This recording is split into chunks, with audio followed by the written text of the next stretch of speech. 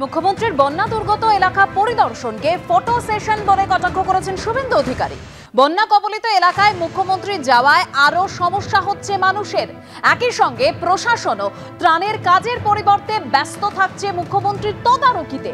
নিজের সরকারের দায় অন্যের ঘাড়ে চাপানোর চেষ্টা করছেন মুখ্যমন্ত্রী।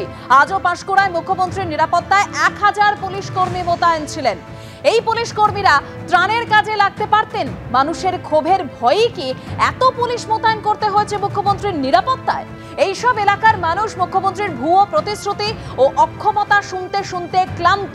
সোশ্যাল মিডিয়ায় এভাবেই পোস্ট করে আক্রমণ করেছেন বিরোধী দলনেতা শুভেন্দু অধিকারী। পাঁশকুড়ায় বন্যা পরিস্থিতি পরিদর্শনে মুখ্যমন্ত্রী মমতা বন্দ্যোপাধ্যায়। আর পাঁশকুড়ার পর উদয়নারায়ণপুরের বন্যা পরিস্থিতি দেখতে গেলেন মমতা বন্দ্যোপাধ্যায়। বন্যা পরিস্থিতির জন্য ফের কেন্দ্র ও ডিভিসিকেই দায়ী করলেন মুখ্যমন্ত্রী। ডিভিসির সঙ্গে সব সম্পর্ক ছিন্ন করব। বারবার অন্য রাজ্যের ছাড়া জলে রাজ্য প্লাবিত হচ্ছে। কখনো ঝাড়খণ্ড বিহার থেকে ছাড়া জলে দক্ষিণবঙ্গ প্লাবিত। কেন্দ্র উদাসীন, রাজ্যকে বিপদে ফেলার জন্য ইচ্ছাকৃতভাবে এসব করা হচ্ছে। বন্যা দুর্গত পাঁশকুড়া ও উদয়নারায়ণপুরে গিয়ে কেন্দ্র ও ডিভিসিকেই দোষলেন মুখ্যমন্ত্রী মমতা বন্দ্যোপাধ্যায়।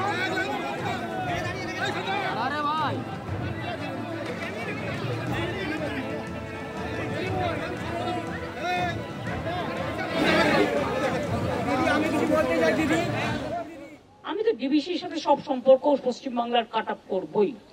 আমি ফিরে গিয়ে আমার একটাই কাজ, পুরো জল ছাড়া বৃষ্টির জন্য এই বন্যা হয়নি। This is not for rain.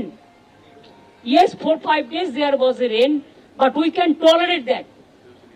We have so many infrastructure and system, but I cannot tolerate, people cannot tolerate more than 5 lakh cubic water what has been released from DVC and other area.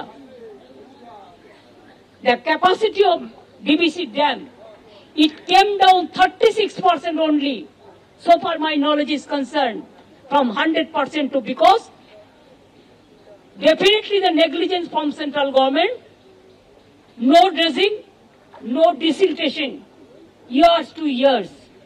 And we are fighting the battle every year. Why Bengal people will fight the battle? They said, let the Jharkhand be saved. I said, yes, Jharkhand be saved. Bengal must be saved also.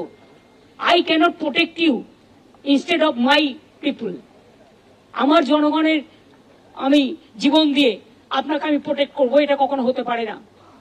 আমরাও সিদ্ধান্ত নিয়েছি, যেহেতু জল ঢুকছে, এমনকি আমি দেখে এলাম মিদনাপুর দিয়ে, আপনারাও তো যারা আমার সাথে আসছিলেন, ন্যাশনাল হাইওয়েতেও জল উঠছে। সুতরাং 3 দিন ঝাড়খণ্ডের বর্ডার বন্ধ থাকবে, সিল থাকবে।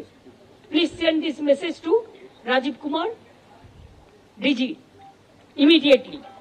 3 দিন বর্ডার থাকবে বন্ধ, তার কারণ গাড়ি ঢুকলে জলে ডুবে যাবে, এটা আমি চাই না। আর ডিভিসির সাথে অল সম্পর্ক আমি তো কাট আপ করবই, because it is too much. It is too much. हर साल होता है कि बाढ़ की समस्या, हर साल में इतना ज्यादा कभी नहीं हुआ। दी आपने क्या सेंट्रल, हमने बहुत दफे प्राइम मिनिस्टर को लेटर लिखा, कोई विचार नहीं मिला।